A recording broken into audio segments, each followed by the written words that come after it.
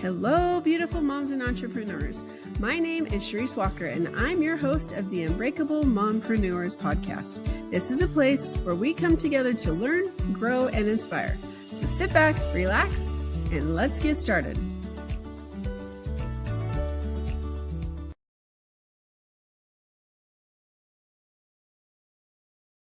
Hello, Unbreakable Mompreneurs. Welcome back to another episode. My name is Charisse Walker, your host, and today I'm here with Dr. Brandy Cummings. If you have some health issues, if you're stressed, if you get sleep at night and you wake up still tired, then there's something else that could be going on, and we're going to address that today. So, Brandy, without further ado, would you introduce yourself to our audience? Hey everybody, I'm so happy to be here. My name's Dr. Brandy Cummings. I'm a doctor of clinical nutrition and functional medicine practitioner, and my passion really lies in supporting moms specifically who are wanting to do all of the things, but perhaps their physical body isn't keeping up with all the things that they want to accomplish. This is so important because I remember from third grade, I started having a whole bunch of stomach problems, serious stomach problems, and my stomach was always hurting. And tons of doctors, and they're like, we can't find anything wrong. And yeah, there were a few things I was diagnosed with, but never could figure out the issues. And it wasn't until my freshman year of college, I was diagnosed with chronic fatigue. And then that was a 5-year battle, was able to overcome. And then just chronic health issues. And I realized a couple years ago that stress is a real thing, to the point where I was diagnosed with MS. And then once I got divorced, didn't have it. That's a crazy one. And so talk to us about how health is affected by stress and vice versa. Sure. I'm like, how much time do we have? Yeah. So this is a super important topic because what I find, especially with moms, is that we're overfilling our plates, right? We have so many responsibilities. We're wearing so many hats, and we're doing our mom duties. Maybe we're doing wife duties. Maybe we're running our business, whatever it is. We're wearing all of these hats. And then we can also have family members, parents that we're caretaking for, and other things that are stressful in our life. And it just feels like so much. And so the way that several important ways on why this can really impact our health and create symptomology in the body. And I think that I'm so glad we're having this conversation because so often what I see about this topic being discussed online is that, stress is really bad for you. We need to manage our stress. We need to change our perception of stress, how we react to different situations, make sure you're doing your breath work, yada, yada. I think all of that is great. But I feel like the missing component to that conversation is talking about how did we get there in the first place? How is it possible that we have this problem? And so what I really like to dig in with my clients and talk about where is this coming from? Because what I find a lot of times is that the moms who are burnt out, who have way too much on their plate, who are super overwhelmed, oftentimes there was a significant emotional event or a series of, so some people refer to this as like a capital T trauma and then lowercase t trauma. It doesn't really matter. It could be a big significant emotional event, or it could be what I call emotional concussions, several of them over the course of our life. And what can happen is that then we have this part of us that is born that is more of this busy part, this controlling part, this overprotective part who's coming in trying to protect us, trying to create structure. Maybe there was a period in our life where we didn't feel safe or we didn't have that sense of structure. So we have this part of us that is born that's trying to create these results that we want in our external environment. If I just work harder, faster, better, stronger, longer at my business, or if I just work harder to be this type of mom or whatever it is, we end up in a state of burnout. And so I find that the real key, yes, focusing on breath work and journaling and meditation and all of the things we normally hear online to manage our stress, all of that is wonderful. But what I really find is the key is instead of trying to control and change your external environment to make you feel better inside, we need to do it the other way around. We need to have that internal self-love, that internal validation, maybe integrating these parts of us that could be conflicted so that then our external environment will match what's happening inside. And so it's like it's a real perception shift of switching the way we go about addressing this.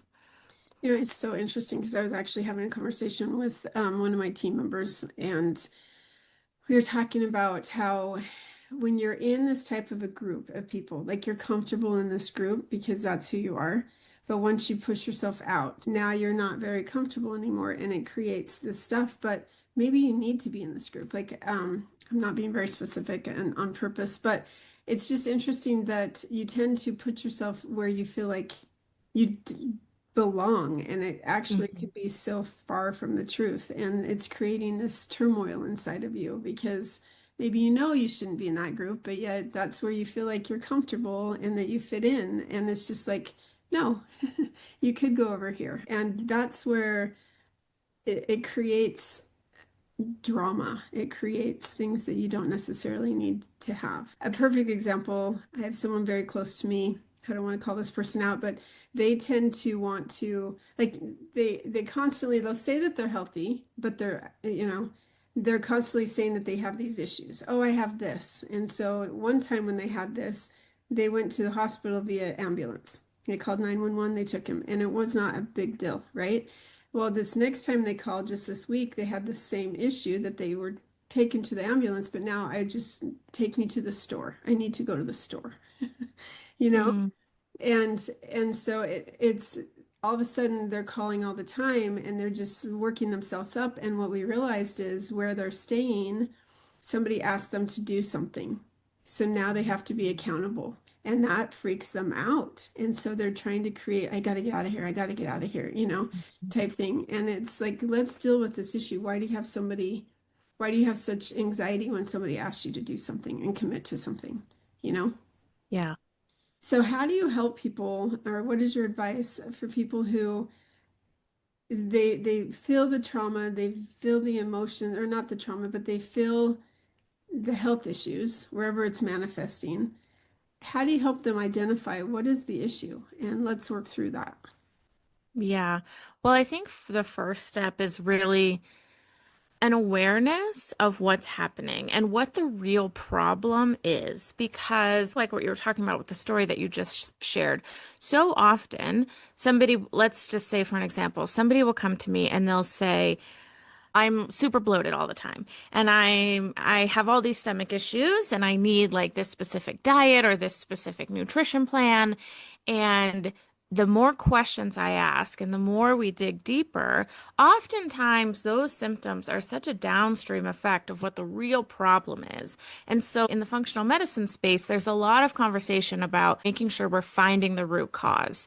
And I think that that's great. And so a lot of times people will do, I'm just going with this gut health stomach example, but let's say, for example, people will do a stool test to look at their microbiome, or maybe they'll do a SIBO test, or maybe they'll test for mold, right? Or whatever it is, they'll do all of this really expensive testing, thinking that they're getting closer to uncovering what the root cause of these symptoms are. From my perspective and in my opinion, all of those tests, which I use in my practice, I have no problem with those tests. They give us super valuable information. But if that's where the conversation stops, all of those things are on the physical plane. And what I often find is that there's so much more happening further upstream, more on a cellular and even subcellular level, like more in the quantum field, which is a whole nother conversation. But there's much more happening under the hood. And that's what I want to figure out. I want to figure out what is actually driving these symptoms. When thinking about stomach issues, oftentimes that can be correlated to there can be some like undigested anger or, these trapped negative emotions that are unresolved in the body. And so the first step, I feel, is we have to do some digging. I have a lot of questions that I'm asking. How is it possible that you have this problem? When did it start? What's your relationship with your family? How was your childhood? When's the last time you felt safe? What are your coping mechanisms? What is it that you want instead of this? And I just keep asking questions and I keep digging so that we can uncover what the actual root cause of this problem is. Because I was actually sitting down with my health coach not too long ago. We have a health coach on our team, and we were looking at all of our past clients, and we realized that over 90% of them have seen other functional medicine practitioners before they came to us. And I was like, man, that kind of sucks, like as an industry, right? Like what's happening? Why aren't we, as an industry, as functional medicine practitioners, why aren't we nailing this the first time? Where is the disconnect?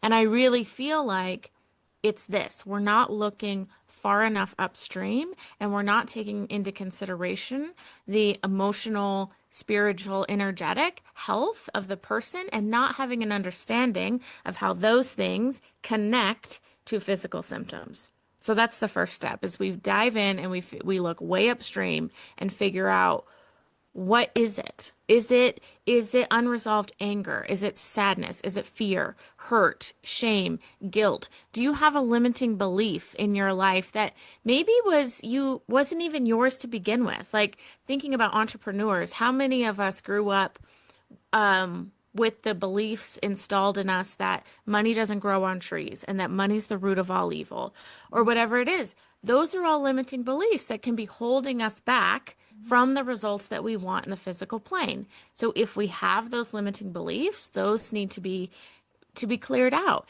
Is it conflict that we have with other people in our family that is not resolved? And so once we figure out what that is, then it's like doing a jigsaw puzzle, and all of a sudden all the pieces are face up and the corners and the edges are together, and then things just start clicking into place.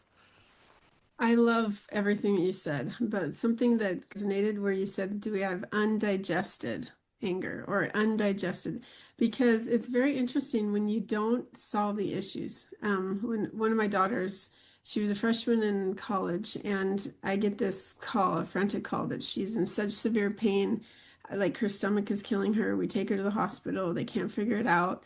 We take her to a gastroenterologist. They say she's fine. She's tested for celiac, but she's like, when I eat carbohydrates or wheat, I get super sick. And so for 5 years, she went on gluten-free to the point where she made people who would make a sandwich change their gloves. She was, in my opinion, extreme for not being diagnosed with celiac. But she believed if something touched, it was cross-contaminated. Like if a crouton was on the top of the salad, the whole salad was contaminated. And I'm not joking about this. So she goes to Europe for 6 weeks or 7 weeks, does a study abroad, and she eats all the food she wants because wheat's different there, so she can eat it. And which is true. It's way healthier in Europe. But then she comes back here and she can eat all the food again. I'm not discounting because I do believe she had like full-on physical issues, but it's very interesting that all of a sudden 7 weeks in Europe and she's now healed, but she's a different person too. She's calmer, she's relaxed because she's a high stress. And so it's interesting. Do you see that with people that if they can calm themselves down, that sometimes the health issues are not as extreme? Oh, 100%, especially if for some reason, if the body doesn't feel safe on a cellular level. And it could not feel safe because of a past trauma that happened. It could not feel safe because of a very stressful job that they're in, because of toxic people that are in their life, or an abusive relationship, or they could not feel safe even if they just have high exposure to a lot of toxins and toxicants in their immediate environment. If there's some type of irritant to the cell, whether it's a stress, an injury, a toxin, whatever it is, if there's some type of irritant to the cell, the mitochondria in the cell undergo what's called the cell danger response, which is this healing process of our mitochondria. It's like a three-step process, and the cells have to go through each step and in the right order. And what can happen is we can get stuck in the cell danger response. The cell danger response in and of itself is a beautiful physiological response. It's how we heal. but we can get stuck for various reasons. One of the biggest reasons is if we don't feel safe. If our nervous system is dysregulated for whatever reason that may be, the cell danger response will not close that loop and get back to a state of healing and health and homeostasis. And so, which is why I think part of the reason why I've got all of these clients who have seen other functional medicine practitioners before, because they're missing this stuff. And this is when people start looping. This is when they say they've tried all the things, they've done all the tests, they're just spinning their wheels, they're just looping, or maybe they're yo-yoing, right? Maybe they like want to lose weight and then they fall off the wagon, or and then get back on track, or whatever dialogue it is that they use to explain. But then we could see more self-sabotage behaviors come in, and we see this big back and forth that can happen with people. And there's a whole reason why, which we could get into if you want. But essentially, if we're not supporting the nervous system, if we're not sending messages of safety, if we're not clearing out whatever it is that's causing this cellular sense of danger, then the body doesn't close that loop. And so when that does happen, it's amazing how fast people can make incredible progress that they have been trying so hard. Again, it goes back to like, if I could just work harder, faster, better, stronger, I'll just do this, I'll just do this, and then this, like, surely something's going to pop, like, and we just keep grinding. And I just feel like that's a really backwards way to do it. Wow, you are so rare. In this, like there's this one guy that came on and he does this woo-woo stuff that he wrote a book about it, but he said he healed his wife from celiac or gluten intolerance in about an hour because he talks about how it's an addiction. It becomes an addiction in us because we want to label ourselves, or we want most people put a label to us, or and so we end up doing that, or self-fulfilling prophecy. And if you can get rid of that label and you use the word close that loop and figure out something else, it can change. So I love that you talk about the cellular level because it's science. And yes, there's other things, but that's amazing. I want to switch gears for a second because we talked about also feeling tired and not feeling like when we wake up, feeling refreshed, or we're always feeling exhausted. How do you help that? So it starts the same way. I want to figure out why. Why is it? Is it because there's something on the physical plane happening? Is it because maybe our mitochondria, which are the powerhouses of the cell, right? We all learned that in like ninth grade biology. Is it because they're not producing enough ATP, which is our cellular energy? Is it because we are not sleeping well? Or is it because we have so much on our plate and we're so overwhelmed and our bodies are just so burnt out? Is it because our hormones are out of balance? Is our cortisol too high? Is our blood sugar? So the first step is I want to figure out why, because I don't want to waste time or money. You just like guessing or throwing spaghetti at the wall and seeing what sticks. And so when I'm working with clients, I want to figure out why that is. And oftentimes, like I mentioned, we're so tired because we have this response to past things that have happened in our life that make us feel like we have to be busy. And if we're busy, that makes us feel productive, even if we're not actually doing the things that are going to move the needle in our business goals, in our health goals, in our relationship goals, whatever it is. As long as we're busy, we feel like we're being productive. And so that's the first step, is figuring out why. Why are we so tired? And then it's like, again, it's like everything clicks together from there. But outside of that, if we don't know exactly why that is, there's several things that we can do, I feel like, in the interim that can help to support that mitochondria, get more ATP, get those cellular processes cranking more efficiently and effectively, that help us have more energy. And the easiest, most cost-effective, fastest, effective place to start, in my opinion, is to start with syncing up your circadian biology. We have clock genes in our head. We have photoreceptors in our eyes and on our skin. Our body is constantly wanting to know what time of day it is. And everything, all of our biological processes respond based on what time it is. We are circadian beings. We have a daily circadian rhythm. As women, we have a monthly rhythm. We also, as humans, have a seasonal rhythm. And so, when our circadian biology is out of balance, we can feel really fatigued. Our hormones can be out of balance. We can gain weight unexpectedly and have it be harder to come off. Our moods are dysregulated. And so also we lose resilience. So I feel like there's a huge increase in people being so sensitive right now. Sensitive to food, sensitive to their environment, sensitive to EMF, sensitive to mold, sensitive to supplements, sensitive to all these things. It's because we lose our resilience when our circadian biology is not synced up because this is just a brief, like 30-second science lesson. In our mitochondria that we've talked about, there's a process called the electron transport chain. At the end of the electron transport chain is where we make ATP, that cellular energy. It's also where we make exclusion zone water. And everybody likes to give all the attention to the ATP, and that's amazing. And they just kind of forget about this water like it's some byproduct. But this water is very special water. It's called exclusion zone water. It's a gel-like substance. You could read the book The Fourth Phase of Water by Gerald Pollack. It's a very good book and he kind of is the one that discovered this. And that exclusion zone water, that gel-like substance, when we're making adequate amounts of that, that's how our cells actually get cellularly hydrated. It's not just about drinking more water or having more electrolytes in our water. It's about making more of that exclusion zone water. When our cells are more hydrated, we have less histamine responses. There's lots of people with mast cell issues right now. And we also, it's called exclusion zone water because it excludes things like viruses, parasites, bacteria, fungi, yeast, all of these things that people are having a lot of problems with right now.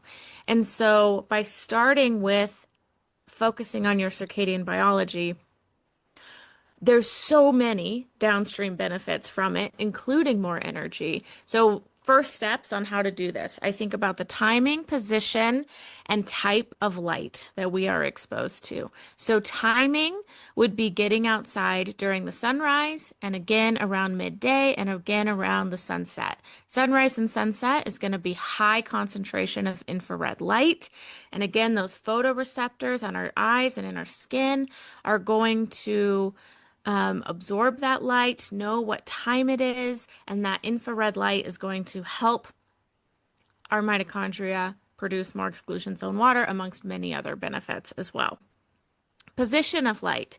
If we are in a building all day under overhead lights, if you have any control over that, turn those off. If the sun is not overhead outside, we don't want overhead lights on inside. We want the position of our lighting to match the sun as much as we can. Perfection doesn't exist, so don't allow yourself to get so stressed out about this. But so like switching to more lamps or peripheral lighting when the sun is not straight overhead outside. So timing, position, and then type. We are so exposed to so much blue light right now. The ring lights that we have, being in front of our computers, looking at our phones all day, and that creates a circadian mismatch. Because remember, we have those clock genes in our head, and we're always wanting to know what time it is. And if we wake up and we open our eyes and the first thing we do is look at our phone and get this blast of blue light from our phone, then we have a mismatch of what time it actually is, which is why getting outside first thing in the morning before you look at your phone can be so, so helpful and powerful. Wow. I didn't even know about this water and stuff. Now I have to learn more about that stuff because it's so interesting because I used to be so sick and unhealthy. And a year ago or a year and a half ago, I decided I was going to run this marathon. And so in the morning, I would roll out of bed and I'm like, I made a commitment. I got to do this. And so I'd go run or walk. There's a story behind that. Um, but I felt so good. And all Yeah. these health issues in my hips that are always bothering me. I felt great. I'm like, this doesn't make sense. I'm running on my hips. I'm supposed to have hip replacements. And so, yeah, I don't feel as sick as I used to. And so That's it's interesting that I've started going to bed at a reasonable hour instead of 2 or 3 or 4 in the morning and getting up at 7. So I'm getting more sleep and I had to drink more water. And it's like it's amazing when you do what you're supposed to do, yeah. make that an important part of your life, that the other things that you do are like, oh, I have more energy. So Right. it's amazing, all these things that you're telling us. I'm sure there's so much more we could talk about, but we're out of time. So, um, I want to switch gears real quick. I want you to think about the first time that you were a mom, and you're sitting on a park bench, and now whatever age your kids are, what is one piece of advice that you would give a new mom who, first time mom, she comes and sits down on the park bench next to you, and she's 9 months pregnant, has her whole life for this child to look forward to. Knowing what you know now, and especially working with your get or with your clients and things and patients, what advice would you give her? That is such a good question. Two things come to mind. The first one is to trust yourself and lean in to the people around you that are there to support you. And there's a lot of noise and there's a lot of marketing towards new moms, right? And it can be very overwhelming and it can be very confusing. With my first baby, I had all the stuff, right? All the stuff, and I had all this stuff on my registry and everything. And what I learned is actually like babies don't really need anything, right? They need a mom, they need to be fed, they need their diaper changed. Like they're good with those things. They don't need the diaper genie and they don't need a perfectly decorated nursery. Like we had a nursery, we didn't even use it. We had all this stuff, we didn't even use it. But what I find is that the mom has a lot of needs that often go unmet. And so, like for baby showers, I always recommend this mom on the park bench. She probably already had her baby shower if she's 9 months, but think about your baby shower and what could you ask for that supports you? Like now, when I give a baby shower gift, I always give mesh underwear, padsicles, like lactation cookies, a water bottle, a journal, a great pen, a basket to hold it. I had my basket with all my stuff that I just walked around my house just with baby on me because the baby doesn't really need much. The baby needs a well cared for mom. And so I would share that perspective with her of just the freedom from quieting all the noise and all of the marketing and all of the opinions and just really reminding her to pour into herself and to ask others to also pour into her so that she can heal properly, so that she can feel loved, so that her cup is full, so that she can then pour that into the baby, and then the baby will likely thrive once that happens. And then as her child grows older, what advice would you give? As the child grows older,